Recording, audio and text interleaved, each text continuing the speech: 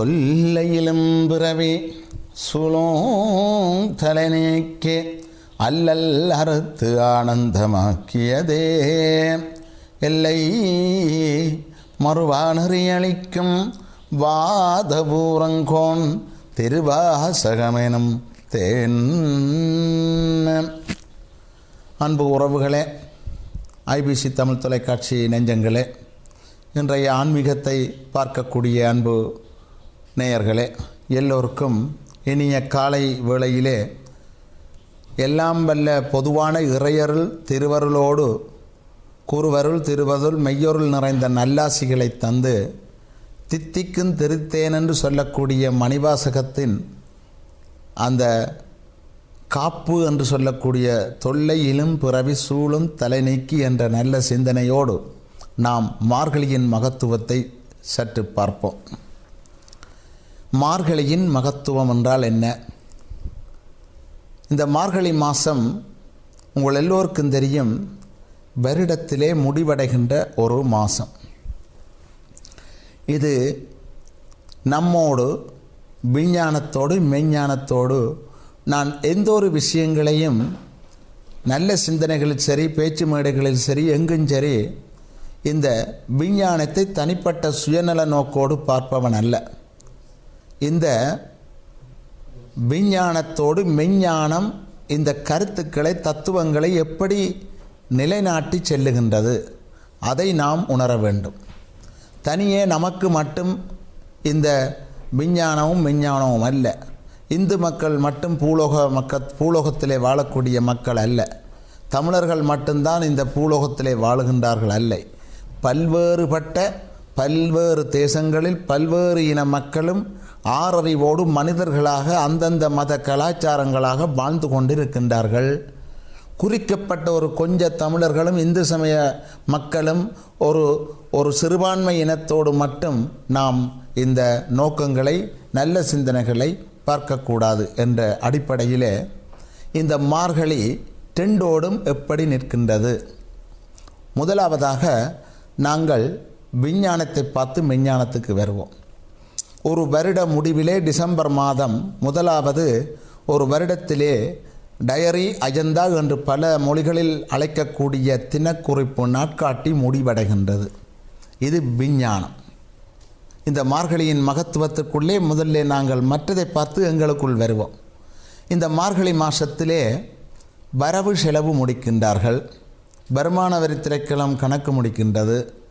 வருட முறைவிலே சம்பள உயர்வுகள், தாழ்வுகள், படிமானங்கள், முன்னேற்றங்கள் எல்லாம் டிசம்பரிலே கணக்கு முடித்து விஞ்ஞானத்தின் அடிப்படையில் டிசம்பர் மாதத்தை பக்குவப்படுத்துகின்றார்கள்.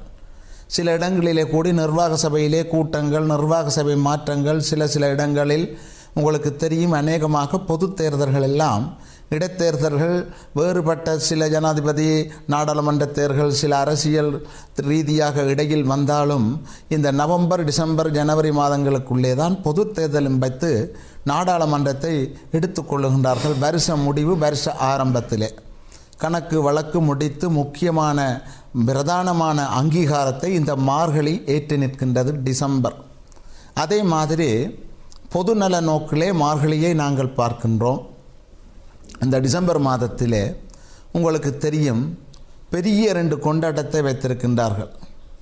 இது எப்படி என்று நான் சொல்லுகின்றேன் என்றால், இது நான் சிந்தனையிலே இருந்து எடுத்துக்கொண்ட ஒன்று. 2வது, பொதுநல நோக்கிலே நீங்கள் அதாவது சைவாதார்த்த ஒரு புஸ்தகம், அந்த புத்தகத்திலே பார்த்தீங்கள் என்றால் அந்த நீதி சொல்லி நிற்கின்றது. இந்த கிறிஸ்தவ பெருநாள் 25 டிசம்பர், அதாவது 25 டிசம்பர் என்று இந்த பிரெஞ்சு மொழியிலே சொல்லுகின்றார்கள். இந்த குழந்தைகளுக்காண்டி சில விஷயங்களை சொல்லுகின்றேன். இந்த நத்தார் பண்டிகை இன மத பாகுபாடின்றி தமிழர்களிலிருந்து அனைத்து மதங்களும் இஸ்லாமியர்கள் வரை கொண்டாடுகின்ற ஒரு பொது தினம் டிசம்பர் மாதத்திலே தான் வருகின்றது. இது மார்கழியின் மகத்துவத்திலே விஞ்ஞானம் தொட்டு நிற்கின்றது. இந்த நத்தார் பண்டிகை, கிறிஸ்மஸ் என்பது உலகெங்கும் கொண்டாட்டம். எந்த மத வேறுபாடும் இல்லாமல் கிறிஸ்மஸ் தாத்தாவை கொண்டாடி கொள்வது ஒன்று. அடுத்தது 1 என்று சொல்லக்கூடிய ஆரம்ப ஆண்டு. உதாரணமாக அடுத்த ஆண்டு 2019ஆம் ஆண்டு இது 18ஆம் ஆண்டு முடிவடைகின்றது. வருஷ முடிவிலே இந்த 1/1 2019 போல கடந்த காலம், வருகின்ற காலம், வருகின்ற ஆண்டு, கடந்த ஆண்டு, இவை எல்லாவற்றையும் இந்த விசேஷம் புத்தாண்டு கொண்டாட்டம் என்று அங்கீகரிக்கக்கூடியவர்கள் உலக மக்கள் எல்லோரும் இந்த டிசம்பரிலே தான். அந்த 1/1 என்று வருகின்ற அந்த ஆண்டுக்குரிய உதாரணமாக ஒரு 1/1/2019 நமக்கு மார்கழியிலே தான் வருகின்றது.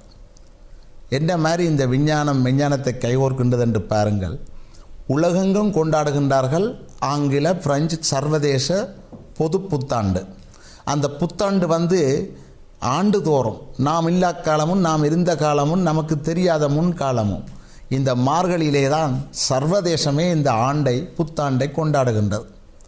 இது ஒரு முக்கியமான ஒரு கேள்வி. காரணம், நமது மார்கழியிலே தான் சர்வதேசமே அந்த பொது தினத்தை கொண்டாடுகின்றது என்றால் இந்த மார்கழியின் மகத்துவத்தை விஞ்ஞானத்தோடு சிந்தித்து பாருங்கள். இது அமைப்பு என்பார்கள், இது நியதி என்பார்கள், இது டயரி என்கின்றார்கள், சில பேர் சொல்லுகின்றார்கள் இது தின நாட்காட்டி என்று. ஏன் இந்த தின நாட்காட்டியை கொண்டு அவர்கள் இடையில் வைக்கலாமே? நமக்கு மார்கழி முடிவது போல அவர்களுக்கு இந்த டிசம்பரை ஏற்று இந்த 2 புத்தாண்டும் அதை ஒரு சாதாரணமாக ஒரு ஆங்கில புத்தகத்திலே தான் பார்த்துருக்கின்றேன். 2 கண் என்றார்கள். சர்வதேசத்திற்கு எவ்வளவோ பிரச்சனை, பூகம்பங்கள், உலகம் அழிகின்றது, போராட்டங்கள் நடக்கின்றது, அரசியல் சர்ச்சைகள், அந்தந்த நாட்டிலே பேரழிவுகள், குண்டாபத்துக்கள் எல்லாம் நடந்து கொண்டிருக்கின்றது. ஆனால் எந்த இடத்திலும் இந்த 2 கொண்டாட்டத்தையும் 2 விழியாக எடுத்துக்கொள்கின்றார்கள். நத்தார் பண்டிகையையும் ஆங்கில புத்தாண்டையும். உலக மக்களுக்கு 2 கண்கள், வலக்கண், இடக்கண், இந்த 2 கொண்டாட்டமும் என்று விஞ்ஞானம் சொல்லுகின்றது. விஞ்ஞானத்திற்குள் வருவோம். மார்கழி, திருவம்பாவை. மார்கழி என்றால் மாதங்களுக்குள்ளே கழிவது, நிறைவடைவது மார்கழி. இதெல்லாம் சினிமாவிலே, கவிதைகளிலே எத்தனையோ விதமான பாடுகளில் எல்லாம் பாடியிருக்கின்றார்கள். நிறைய பாட்டுகள் இருக்கின்றன மார்கழிக்கு. இந்த திருவம்பாவையிலே நாங்கள் மார்கழியிலே தான் கொண்டாடுகின்றோம். இந்த மார்கழி 31 நாள் நீங்கள் பார்த்திருக்கின்றீர்கள். வீடுகளிலே, தாய்நாட்டிலும் சரி, இங்கும் சில பேர் செய்கின்றார்கள். முத்தத்திலே மெழுகி கோலம் போட்டு பிள்ளையார் ஒன்று சாணத்திலே பிடித்து வைத்து 31 தினங்களும் விநாயக உருவத்திலே பிள்ளையாரை வைத்து கும்பிட்டு கொள்கின்றார்கள் மார்கழி மாதம் மட்டும். அதன் காரணம் என்னவென்றால், இந்த பீடை, தோஷம், இந்த செய்வினை, சூனியம் என்று சமூகத்துக்கு அப்பாற்பட்ட சில நம்பிக்கையினமான விடயங்கள், நம்பக்கூடிய சில விடயங்கள், நமக்கு சேர்ந்திருக்கக்கூடிய தீவினைகளெல்லாம் அகழ்வது, மார்கழியில் கழிவது, பீடை நோய் போவது. மார்கழியிலே நல்ல காரியம் செய்ய மாட்டார்கள், பார்த்திருக்கின்றீர்கள். ஏனென்றால் அது மாதங்களில் முடிவது. எங்கேயாவது மார்கழியிலே குடிபூரலோ கல்யாணங்களோ வைக்க மாட்டார்கள். டிசம்பர் 15 ஜனவரி 15 தைப்பொங்கல் வரை ஒரு மாதம் நல்ல நாள் இல்லை. இதே மாதிரித்தான் ஒவ்வொரு விஷயங்களும். இந்த மார்கழியிலே சிவபுராணம் பாடுகின்றார்கள். மார்கழியிலே ஆண்டாள் திருப்பாவை விஷ்ணுவுக்கு பாடுகின்றார்கள். ஏன் இந்த திருவாதவூரடிகள் புராணத்திலே இந்த 10 திருவம்பாவெல்லாம் 31 நாளும் மார்கழியை பாடுகின்றார்கள். ஆகாதியும் மந்தமும் இல்லாதயரும் பெரும் சோதியையாம் பாட கேட்டேயும் வார்த்தடங்கன் மாதேவளருதியோமன் சவியோனின் சவிதான் மாதேவன் வார்களல்கள் வாழ்த்திய வாழ்த்தொழி போய் வீதிவாய் கேட்டலுமே விம்மி விம்மி மெய்மறந்து போதார் அமளியின் மேல் நின்றும் புரண்டு இங்கண் ஈதேனுமாகாளென்னால் கிடந்தாளென்னே என்னே இதேன் தோழி பரிசேலோரம் பாவாயே. இது 21 பாடல்கள். இந்த ஒவ்வொரு பாடல்களுக்கும் பாடி பொழிப்பு சொன்னால் இந்த அருமையான 20 நிமிடங்கள் போதாது. எனவே அன்பான உறவுகளே, இப்பொழுது நாங்கள் இடைவேளை கண்டு சற்று ஆறி இந்த மார்கழியின் மகத்துவத்தின் மெஞ்ஞானத்தின் அடிப்படையிலே இந்த திருவம்பாவை, இந்த திருப்பாவை, மார்கழி நடேசரது ஆருத்ரா தரிசனம் பற்றி சிந்திப்போம். சற்று ஓய்வெடுத்து வாருங்கள். நன்றி, வணக்கம்.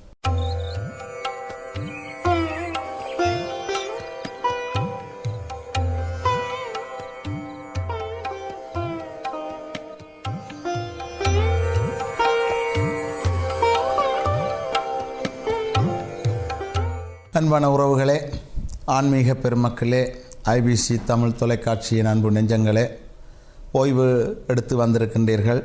நாம் திருவெம்பாவை பாடல்களோடு தொடருவோம். இந்த மார்கழியின் மகத்துவத்திலே திருவெம்பாவை பார்த்தோம். இந்த திருவெம்பாவை என்பது எல்லோர் மனசிலும் எழக்கூடிய ஒரு உணர்வு. அதிகாலை என்பது மனதிலே தென்பட்டுவிடும். இந்த மார்கழி மாதத்திலே சூரியோதயத்துக்கு முன்பதாக 4, 3:30 மணி, 4 மணி, 5 மணிக்கு எழுந்து ஒரு பெரிய குழு, ஒரு பெரிய கூட்டம், அவர்கள் குளித்தார்களோ குளிக்கலையோ, ஸ்நானம் பண்ணார்களோ இல்லையோ, மோங்கலினார்களோ தெரியாது, வேடிக்கை கூத்தாக சேமக்கிழங்கு, சங்கு, லாம்பு, அவர்கள் சங்கு இவையெல்லாம் கொண்டு ஒவ்வொரு குழுக்களாக வீடு வீடாக பாடிக்கொண்டு வருவார்கள். நாய்கள் குறைத்த வண்ணம் இருக்கும். ஊர்வன நடப்பன எல்லாம் எழுந்துவிடும். மார்கழி மாதம், தவளைகள் பேரிரைச்சல், குளம் கேணி வழிய, இயற்கை மழை, இவற்றோடு ஒரு அருமையான இதமான ஒரு துளிர்விட்ட காலம் மார்கழி மாதம். இந்த மார்கழியிலே அதிகாலை எழுந்து ஒவ்வொரு வீடாக ஏலோரம் பாவாய், ஏலோரம் பாவாய், பாசம் பரஞ்சோதிக்கென்பால் ராப்பகல் நாம் பேசும்போது இப்போது எப்போதாரமளிக்கே நேசம் பத்திலையோ நேரிலையாய் நேரிலையேர் சீசீவையும் சிலபோ விளையாடி ஏசுமிடமீதோ விண்ணோர்கள் ஏத்துதற்கு கூசுமலற்பாதம் தந்தருள வந்தருளும் தேசன் சிவலோகன் தில்லைச் சிற்றம்பலத்துள் ஈசனார்கன்பாய் யாமாடேலோரம் பாவாய். எம்பாவாய். தில்லை சிற்றம்பலத்தில் இருக்கின்ற சிவனை நினைத்து ஆதியும் அந்தமும் இல்லாத அரும்பெரும் சோதியாகிய எம்பெருமானை நினைத்து மார்கழி மாதத்திலே பெண்களை எழுந்தருளி ஒவ்வொரு வீடாக இல்லங்கள் தோறும் இந்த பாடல் எழுச்சிக்கானங்களை அவர்கள் கேட்டு எழுந்தருள வேண்டும் என்று சொல்லி இந்த மார்கழி புராணத்தின் வாயிலாக தொன்று தொட்டு பாரம்பரியமாக இதை நிறைவேற்றி வருகின்றார்கள். இந்த புலம்பெயர் மண்ணிலே இது கிடையாது. காரணம், இந்த தேசத்தின் இயற்கை சூழல். ஒன்று காலநிலை, ஒன்று தெருவீதியிலே கட்டுப்பாடு. எனவே இந்த விடயங்களை நாங்கள் ஆராய்கின்ற பொழுது இந்த மார்கழியிலே எழுப்புவது, அங்கே தேநீர், அவர்களுக்கு உணவுகள், பதார்த்தங்கள், பட்சணங்கள், போஷணங்கள் கொடுத்து ஒரு 50 விதமான ஒரு பொழுதுபோக்குத்தன்மை, 50 வீதம் தெய்வீகத்தன்மை, எழுந்து பாடி ஒரு இன்பம், அதிலே ஒரு பேரின்பம் இருக்கின்றது அவர்களுக்கு. இது மார்கழியிலே மட்டும்தான் செய்யக்கூடிய ஒன்று. ஏனென்றால் சூரியோதயத்துக்கு முன்பதாகத்தான் அங்கே தேவர்கள் அந்த தெய்வேந்திர முகூர்த்தமாக கணித்து அந்த நேரங்களிலே ஒவ்வொரு வீட்டிலும் அந்த பாடல்கள் கேட்க வேண்டும். அங்கே ஈசனார்க்கு என்பாய் யாமாடேலோரம் போவாய் என்று ஒவ்வொரு பாடல்களும் கடைசியிலே முடிகின்ற பொழுது அங்கே ஈசனோடும் எந்தை உமாதேவியோடும் தான் முடிகின்றது. இது மார்கழியிலே வருகின்ற அருமையான மகத்துவம். இந்த மார்கழி மாதத்திலே இவர்கள் அதிகாலை எழுந்து பாடி எழுப்புகின்றார்கள். இது அதிகாலை அந்த தேவகீதங்கள். அடுத்தது இன்னொன்று என்னவென்றால் திருவெம்பாவை ஆலயத்திலே செய்கின்றார்கள். 10 நாளும் திருவெம்பாவை என்று இந்த மார்கழியைக்குள்ளே ஒரு 10 தினம் வருகின்றது. இந்த 10 தினத்திலே திருவாதவூரடிகள் புராணம் அருமையாக சொல்லி நிற்கின்றது ஒவ்வொரு விஷயங்களையும். இதைத்தான் திருக்காப்பாக சொல்லி வழிபடுகின்றார்கள். அங்கே பாருங்கள், இந்த வரலாறெல்லாம் கேள்விப்பட்டிருக்கிறீர்கள். என்னவென்றால், பிட்டுக்கு மண் சுமந்தார் எம்பெருமான் கூலியாளாக. இந்த முதுகு பிறம்படி இருக்கின்றதெல்லாம் முதுகிலே இருக்கின்ற முதுகெலும்பிலே வருகின்ற பள்ளத்திலிருந்து வருகின்ற 2 பகுதி, அது மனிதர்களுக்கு மட்டுமல்ல, அகில உலகங்கள்லாம் ஜீவராசிகளுக்கெல்லாம் இருக்கின்றது நடுமை. எந்த ஒரு இனத்தை நீங்கள் எடுத்துக்கொள்ளுங்கள், ஊர்வன, பரப்பன, திரிவன, நகர்வன, இவையெல்லாம் எல்லாவற்றுக்கும் நடுவிலே ஒரு பகுதி இருந்து செங்குத்தாக 2 பகுதி புரிகின்றது. எந்த ஒரு விலங்கை நீங்கள் புரிக்கலாம். அந்த முதுகிலே இருக்கின்ற அடிச்சுவடு அந்த எம்பெருமான் கூலியாளாக, அது ஒரு பெரிய வரலாறு. இன்னொரு சிந்தனையிலே சொல்லுகின்றேன். வைகை ஆறு பெருக்கெடுக்கின்றது. அங்கே அந்த வைகையாறிலே அந்த பாண்டியராசன் அரசன் ஒவ்வொருவருக்கு எல்லை கொடுத்து ஒவ்வொரு எல்லைகளை போட்டு அந்த அணையை கட்டி வெள்ளத்தை தடுக்க ஆணையிடுகின்றான். ஒவ்வொரு எல்லைகள் அடைபடுகின்றன. செம்மணச்செல்வி என்ற ஒரு வயோதிப மாதின் எல்லை மட்டும் அடைபடவில்லை. அதற்கு நாள் தண்ணி வருகின்றது. அங்கே கூலியாள் இல்லை. எம்பெருமான் சோதனைக்கு ஒரு கடகத்தோடு ஒரு மண்வெட்டியோடு கூலியாளாக கூலிக்கு ஆள் வேணுமா என்று சென்ற நேரம் அங்கே செம்மணச்செல்வி எனக்கு ஆள் இல்லை, உனக்கு கூலி தர என்னிடம் வசதி இல்லை, பிட்டு மட்டும் தருவேன் என்று சொல்லி உணவுக்கு பிட்டு கொடுத்து சாப்பிட அங்கே எம்பெருமான் சோம்பேறியாக படுத்திருந்து ஒரு பிடி மண் வைப்பதும் ஒரு பிடி படுப்பதும் துயில்வதும் வேலை செய்வதுமாக இருக்கின்ற நேரம் அங்கே அந்த அணை முடியவில்லை. அந்த நேரம் பாண்டியராசனது கூலியாட்கள் அங்கே சேவகர்கள் வந்து பரிசோதித்த நேரம் இவரது அணை மட்டும் கட்டுப்படவில்லை, யாரு கட்டியதென்று எம்பெருமானை ஓங்கி ஒரு அடி அடித்தார்கள் பிரம்பினால். அந்த பிறப்பம் அடிதான் அகில உலகெங்கும் அதை சொல்லுவார்கள் ஆணித்தரமான உச்சி வேறென்று சமயத்தின் அடிப்படை. எல்லா இன மக்களுக்கும் இருக்கின்ற இந்து சமயத்தின் அடிச்சுவடி அந்த முதுகெலும்பிலே வருகின்ற எம்பெருமானது அடிச்சுமை, அந்த பிறப்பம் அடிதான் முதுகிலே பள்ளம் என்று இன்று உலகத்துக்கே எமது சமயம் அடி வகுத்து நிற்கின்றது. இது 6ஆம் பூசை பிட்டு பூசை. பிட்டுக்கு மண் சுமந்த மேனியர். இதே மாதிரி நரிய பெரியாக்குனார். நரியெல்லாம் குதிரையாகினவர்.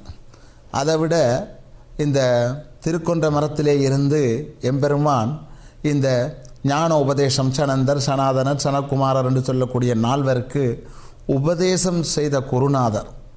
இதைவிட இந்த 10 தினங்களும் 10 வரலாறு, சிதம்பர ரகசியம், இவையெல்லாம் இந்த மார்கழியின் மகத்துவத்துக்குள்ளே தான் அங்கே கட்டுப்பட்டு நிற்கின்றன. இந்த 1வது பூசையிலிருந்து 10 பூசை வரை 21 பாடல்களை பாடி எம்பெருமான் எம்பாவாய் என்று சொல்லி அங்கே கற்பூரம் காட்டி பலதாம்பூலம் வைத்து நைவேதித்து கும்பிட்டு கொள்கின்றார்கள். சிவபுராணம் ஓதுகின்றார்கள். மார்கழி மாதத்திலே பீடை தொலைவதற்கு பிள்ளையார் வைக்கின்றார்கள். கோலம் போடுகின்றார்கள். இந்த கோலத்திலே நீங்கள் பார்த்தால் இந்த அரிசிமாவை தேடி வருகின்ற ஊர்வன எறும்பிலிருந்து கரையான் வரை பெரிய சில்வண்டுகள் எல்லாம் வந்து இந்த அரிசிமாவை சாப்பிட்டு அந்த சாணத்தை உருட்டி ஒரு வண்டொன்று பின்புறமாக ஒரு பெரிய உருண்டை சாணத்துருண்டையை தள்ளி கொண்டு போகின்றது. அதுதான் உலகத்திலே மிகப்பெரிய பிள்ளையார் என்று விநாயக புராணம் சொல்லுகின்றது. காரணம் என்னவென்றால், 5 பிறந்த சிறிய பிராணி தனது 2 சிறிய ஊசி மாதிரி ஒரு கருமையான ஒரு வண்டு இந்த சாணத்தை திரட்டி அங்கே எந்த சாணம் அங்கே பிள்ளையார் பிடிச்சு வச்ச சாணத்தை ஒரு உருவ பூலோகம் மாதிரி அப்படி ஒரு உருண்டையாக்கி ரிவர்ஸ் பின்னுக்கு தான் கொண்டு போவோம். முன்வளத்தால் போவார், பின்வளத்தால் கொண்டு போகிற அற்புதமான அந்த திருக்காட்சி மார்கழியிலே தான் பார்க்கலாம். இதெல்லாம் மார்கழியிலே ஒவ்வொரு தத்துவங்களோடு சொல்லி நிற்கின்றது. இந்த மார்கழியிலே பெண்களுக்கு அதிமுக்கிய தேவை. இந்த பெண்கள் மகளிர்களுக்குரியது மார்கழி மாதம். மாதங்களில் அவர் மார்கழி அருமையாக சொல்லிக்கொண்டு போகின்றார்கள் கவிதை வாயிலாக. இந்த மார்கழி மாதத்திலே மகளிர்களது தத்துவத்துக்குள்ளே ஏகப்பட்ட கவிதைகளையும் ஏகப்பட்ட பாடல்களையும் கவியரசுகள் எல்லாம் இயற்றியிருக்கின்றார்கள். இந்த மாதங்களிலே முக்கியமாக பெண்களுக்குரியது. காரணம் என்னவென்றால், இந்த பெண்கள் மார்கழி மாதத்திலே தலை விரி கோலத்தோடு அவர்கள் அப்படியே நீராடி ஈர வஸ்திரம் என்று சொல்லக்கூடிய ஈர உடுப்போடு அவர்கள் ஒவ்வொரு கோயில்களும் ஒவ்வொரு இடங்களும் சென்று அங்கே மடிப்பிச்சை எடுத்து ஆண்டவனிடம் கொண்டே பொங்கி சாப்பிட்டு அதிகாலை நிவேதிப்பது தான் இந்த மார்கழி மாதத்திலே பெண்களுக்குரிய சிறப்பான தன்மை. கணவன்மாரது மாங்கல்ய பலம், பிள்ளைகள் இல்லாதவர்களுக்கு மழலை செல்வங்கள், மக்கட்பேறு கிடைக்கக்கூடிய பலனெல்லாம் இந்த மார்கழியிலே இருக்கின்றது. இந்து மதம் சொல்லுகின்றது மார்கழி மகத்துவமான மாதம் என்று. ஒரு புறத்திலே நல்ல முகூர்த்தங்களை தவிர்த்து வைக்கின்றது. இது ஐயப்பாடான ஒரு கேள்வி. என்னவென்றால், ஒரு புறம் நல்லது மகத்துவம் எல்லாவற்றுக்கும் சிறப்பான மாதம் என்று சொல்லுகின்றது, மறுபுறத்திலே அதை ஒதுக்கி வைக்கின்றது. அங்கே தான் விடை இருக்கின்றது. என்னவென்றால், ஒன்று கழிவது, ஒன்று பீடை தோஷம் நீங்குவது. இந்து சமயம் இன்னொரு வளத்திலே வருகின்றது. இவை எல்லாவற்றையும் நீக்குகின்ற பொழுது, ஒன்றை செய்கின்ற பொழுது அதற்கு அது வந்து விடுமோ, அது தாவி விடுமோ, இது நல்லதோ, மாதுகங்களில் மாது அழிவென்று சொல்லுகின்றார்களே, இதுதான் இந்து சமயம் என்று சொல்லி நன்றி வணக்கம் என்று சொல்லி விடைபெற்றுக் கொள்கின்றேன். நன்றி.